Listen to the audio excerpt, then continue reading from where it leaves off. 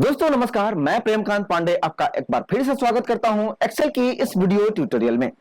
और आज की इस वीडियो में हम बात करने वाले हैं एक्सेल मैथमेटिकल फंक्शन सम के बारे में, जो कि सबसे ज्यादा यूज होने वाला और एक ऐसा फंक्शन जो हर एक एक्सेल यूजर को पता है। तो इसमें स्पेशल क्या है, इसके बारे में जानने के लिए आप बने रहिए इस वीडियो के अंत तक। और आज मैं आपको इसके कुछ एक एग्जाम्पल दिखाऊंगा जो वाकई में आपके लिए काफी हेल्पफुल हो सकता है। आइए चलते हैं अपने एक्सेल वर्कशीट के ऊपर और देखते हैं इस सम फंक्शन के कुछ बेहतरीन एग्जांपल्स को।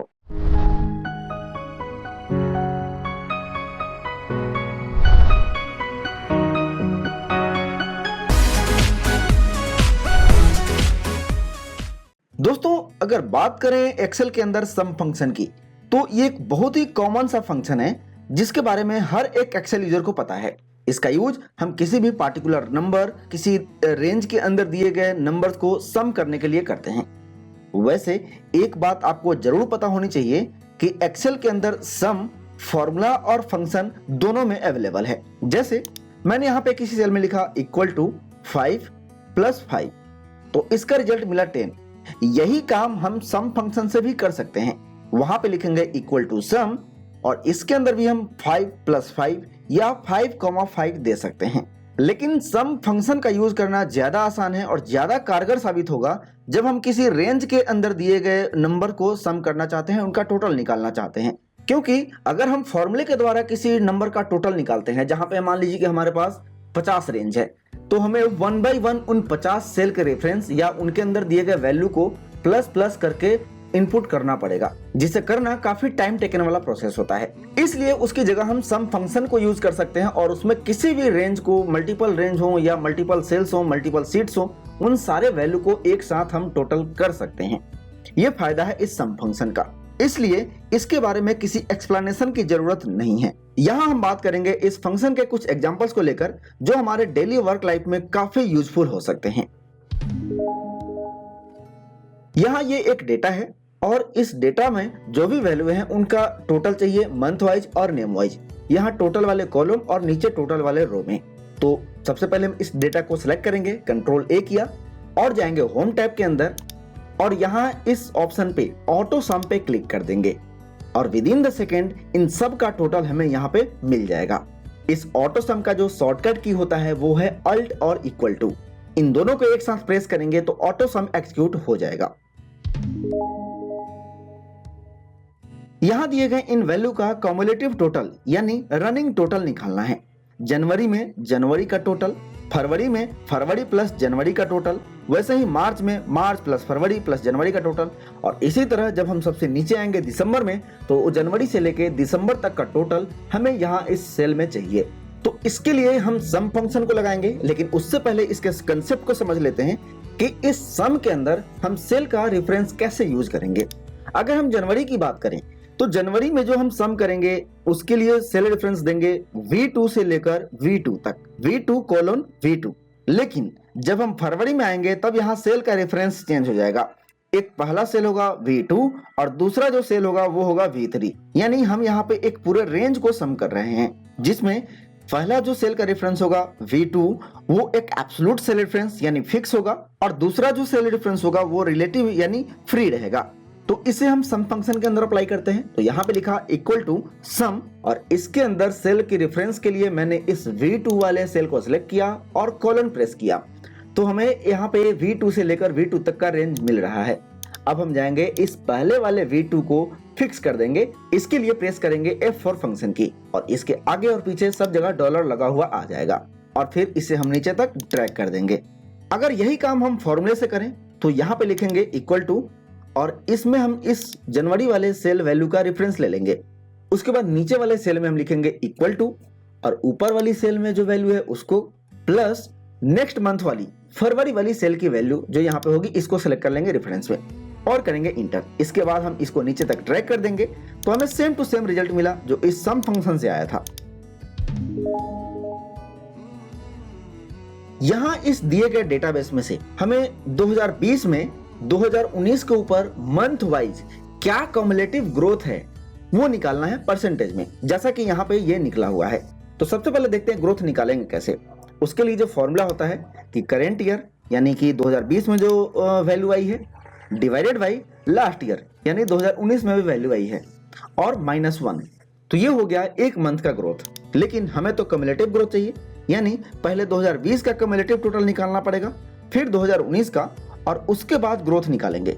तो यहाँ पे लिखेंगे इक्वल टू सम, और इसके अंदर में सबसे पहले हम 2020 का जो वैल्यू है उसका कम्युलेटिव टोटल निकालेंगे। तो यहाँ पे लिखेंगे AS2 कोलन AS2, और यहाँ पे जो हमारा पहला सेल रेफरेंस होगा वो फिक्स हो जाएगा। इसके बाद ब्रैकेट क्लोज, अब देंगे डिवाइडेड का साइन और फिर सम का फंक्शन लगाएंगे, और अब की बार जो होगा वो 2019 वाले वैल्यू को कम्युलेटिव टोटल करेंगे। तो यहाँ पे हो जाएगा AR2 का रेफरेंस, जिसमें पहला AR जो होगा वो फिक्स होगा और दूसरा वाला रिलेटिव होगा। इसके बाद ब्रैकेट क्लोज और -1 और करेंगे इंटर, और फिर इसे नीचे तक ड्रैग कर देंगे। तो इस तरह हमने यहाँ पे कम्युलेटिव परसेंटेज ग्रोथ निकाल लिया है current year versus last year month on month. अभी तक हमने एक सीट के अंदर दिए गए वैल्यू को सम किया है।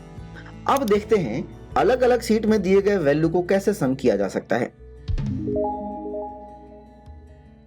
यहां दिए गए इस डेटा में मुझे 2018 से लेकर 2020 तक का टोटल करना है इन सभी मंथ के लिए, जिसका डेटा यहां इस फाइल के अंदर 3 अलग अलग सीट में दिया गया है। यहां पे तो अभी 3 ही सीट है, हो सकता है आपके पास 300 सीट हो या 3000 सीट हो।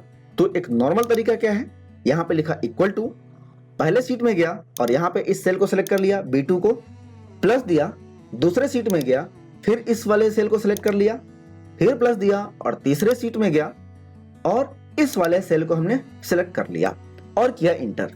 तो यहाँ पे ये रिजल्ट आ गया। अब ये आपका 3 सीट है तो आपने यहाँ पे कर लिया, लेकिन जब 300 सीट हो तब इस तरीके से सम करना काफी मुश्किल होगा। तो इसके लिए हम सेल रेफरेंस की जगह सीट रेफरेंस को यूज करेंगे। देखिए कैसे, यहाँ पे मैंने लिखा इक्वल टू सम और पहले सीट पे हमने क्लिक किया। इसके बाद शिफ्ट का बटन प्रेस करेंगे कीबोर्ड से और उसे होल्ड रखते हुए सबसे लास्ट वाले सीट पे क्लिक कर देंगे। अब इससे क्या हुआ कि पहले वाले सीट से लेकर लास्ट वाले सीट तक जितने भी सीट्स हैं वो सारे सेलेक्ट हो गए। अब हमें इस B2 सेल के ऊपर क्लिक कर देना है। अब यहाँ पे शुरू से लेकर अंत तक जितने भी सीट होंगे उन सब के अंदर B2 के अंदर जो वैल्यू होगी उसका टोटल आपको इस सम फंक्शन से मिल जाएगा। तो इसके बाद आप ब्रैकेट क्लोज करिए और इंटर प्रेस कर दीजिए और रिजल्ट आपके सामने है। अब इसी को हम नीचे तक ड्रैग कर देते हैं। इसके लिए आपको एक बात का ध्यान जरूर रखना है कि इन तीनों सीट के अंदर मंथ का सीक्वेंस बिल्कुल बराबर होना चाहिए, साथ ही आपका डेटा हर सीट में उसी सेल के अंदर हो, और इस तरह से आप सेल रेफरेंस की जगह सीट का रेफरेंस यूज करते हुए इनका सम कर पाएंगे, इनका टोटल एडिशन वैल्यू ला पाएंगे। यहाँ ये 2 डेटा टेबल हैं, दोनों एक ही डेटा टेबल है, एक वर्टिकल है एक हॉरिजॉन्टल है। अब हमें हर मंथ के बाद उसके क्वार्टर का टोटल चाहिए। यहाँ जो ये येलो कलर किया हुआ ब्लैंक सेल है इसके अंदर, तो अब एक एक करके करें तो काफी समय लगेगा। तो इसके लिए हम एक साथ इन सभी टेबल के अंदर उनके क्वार्टर का टोटल लेकर आते हैं। सबसे पहले हम क्या करेंगे, इन दोनों टेबल को एक साथ सिलेक्ट कर लेंगे। इसके बाद जाएंगे गो टू स्पेशल में, इसके लिए प्रेस करेंगे Ctrl+G या फंक्शन की F5 और यहाँ इस स्पेशल पे क्लिक करेंगे और इसके अंदर में हम ब्लैंक सेल को सिलेक्ट करेंगे और ओके कर देंगे। इससे क्या हुआ कि इस पूरे डेटा टेबल में सिर्फ और सिर्फ ब्लैंक जो सेल थे वही सिलेक्ट होकर आए हैं। अब हमें सिर्फ ऑटो सम कर देना है। उसके लिए प्रेस करेंगे Alt इक्वल टू शॉर्टकट की या होम टैब में दिए गए इस सिग्मा बटन पे क्लिक कर देंगे और इस तरह से हमारा टोटल यहाँ पे आ जाएगा हर क्वार्टर का। यहाँ इस डेटा टेबल के अंदर हमें हर 3 महीने के बाद उसका क्वार्टर आता है और उसका हमें टोटल लेकर आना था, जिसमें 3 मंथ्स का गैप था। लेकिन इस डेटा के अंदर कहीं 3 सेल को तो कहीं 5 सेल को तो कहीं 2 सेल का सम लेकर ही आना है हर ब्लैंक सेल के अंदर। तो यहाँ भी हम सेम तरीका अपनाएंगे। यहाँ पे होम टैब में जाएंगे और यहाँ एडिटिंग ग्रुप में दिए गए फाइंड एंड सेलेक्ट में से जाकर गो टू स्पेशल पे क्लिक करेंगे और इसमें भी हम ब्लैंक सेल को सिलेक्ट करेंगे और इसके बाद Alt इक्वल टू प्रेस करेंगे ऑटो सम का शॉर्टकट की और यहाँ भी हमें इन सब का टोटल, हर जोन का टोटल उसके नीचे आ जाएगा। अब ये तो हो गया बेसिक एग्जांपल्स सम फंक्शन का। अब थोड़ा एडवांस लेवल पे आते हैं और बात करते हैं कंडीशनल सम की, जिसमें हम कंडीशन के बेसिस पे अपना टोटल लेकर आएंगे। इसके लिए हम अरे फॉर्मूला यूज करेंगे। सबसे पहले मैं फॉर्मूला लगा लेता हूं, फिर मैं आपको इसका लॉजिक बताऊंगा। यहाँ पे मुझे इन जोन का टोटल इस डेटा टेबल से लाना है। तो यहाँ पे लिखा इक्वल टू सम और 2 ब्रैकेट ओपन करेंगे और इसके अंदर इस सेल्स वैल्यू को सिलेक्ट कर लेंगे, इस पूरे रेंज को, और फिक्स कर देंगे। इसके बाद ब्रैकेट क्लोज और फिर मल्टीप्लिकेशन का साइन देंगे। यहाँ पे एक और ब्रैकेट ओपन किया और इसके अंदर में मैंने इस जोन वाले पूरे रेंज को सिलेक्ट किया और इसको फिक्स कर दिया, और ये इक्वल टू होना चाहिए इस DH2 में जो जोन का नाम लिखा हुआ है उसके बराबर, यानी ईस्ट के बराबर। इसके बाद करेंगे ब्रैकेट क्लोज और फिर हमारा दूसरा कंडीशन होगा, उसके लिए एक और मल्टीप्लिकेशन साइन देंगे, ब्रैकेट ओपन करेंगे और अब की बार जो हमारा कंडीशन का रेंज होगा वो होगा ये वाला रेंज। इसे सिलेक्ट करेंगे और इसको फिक्स कर देंगे, और ये नॉट इक्वल टू होना चाहिए टोटल के या इस हेडर के। तो ये हो गया हमारा दूसरा कंडीशन। इसके बाद हम 2 बार ब्रैकेट क्लोज करेंगे और यहाँ पे आपको इंटरप्रेस नहीं करना है, ये एक अरे फॉर्मूला है और इसके लिए आपको कंट्रोल शिफ्ट और इंटर एक साथ प्रेस करना होगा।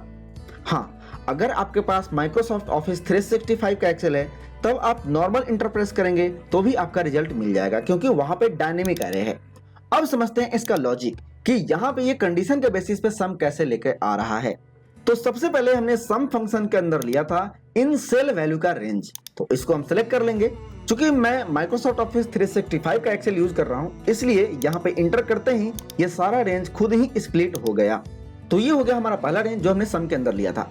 अब दूसरा कंडीशन जिसके लिए हमने इस जोन वाले रेंज को सिलेक्ट किया था और वो इक्वल टू था इस ईस्ट वाले जोन के। तो यहाँ हमें रिजल्ट मिल रहा है ट्रू और फॉल्स में।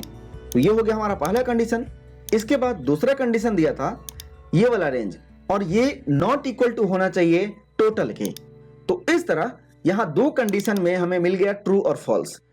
पहले कंडीशन में जहां पे ईस्ट होगा वहां पे ट्रू आएगा, नहीं होगा वहां फॉल्स आएगा, और दूसरे कंडीशन में जहां पे टोटल होगा वहां पे फॉल्स आएगा, जहां टोटल नहीं होगा वहां पे ट्रू आएगा। और हमें यहाँ उसी वैल्यू का टोटल करना है जिसमें यहाँ इन दोनों कंडीशन में ट्रू होगा। तो एक्सेल में ट्रू और फॉल्स एक लॉजिकल वैल्यू होता है जिसमें ट्रू का वैल्यू होता है 1 और फॉल्स का वैल्यू होता है 0।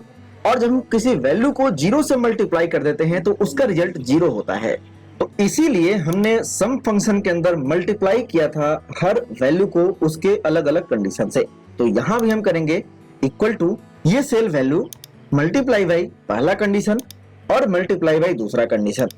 अब यहाँ दोनों कंडीशन में अगर ट्रू होगा तो यहाँ पे ये वैल्यू आ जाएगा जैसा कि यहाँ पे आ रहा है, और जहाँ पे फॉल्स होगा वहां पे 0 आ जाएगा। अब इसी को हम नीचे ड्रैग कर देते हैं। तो देखिए जहाँ पे ट्रू दोनों जगह आ रहे हैं सिर्फ वहीं पे हमें वैल्यू मिल रही है, अदरवाइज सब जगह 0 है, और इसी को हमें सम फंक्शन के अंदर ले लेना है। और फिर हमारा रिजल्ट यहाँ ईस्ट के लिए जो आया था वही यहाँ पे भी मिल रहा है। मैं इस डेटा टेबल के अंदर किसी भी सेल में जोन के नेम को चेंज करके ईस्ट कर देता हूँ तो यहाँ पे टोटल का वैल्यू भी चेंज होगा, और यही सेम लॉजिक मैंने इस सम फंक्शन के अंदर अप्लाई किया था। तो इस तरह सम फंक्शन से आप कंडीशन के बेसिस पे भी वैल्यू को टोटल निकाल सकते हैं, उनका सम कर सकते हैं।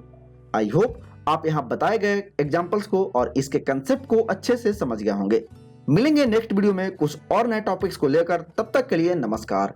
Thank you for watching this video.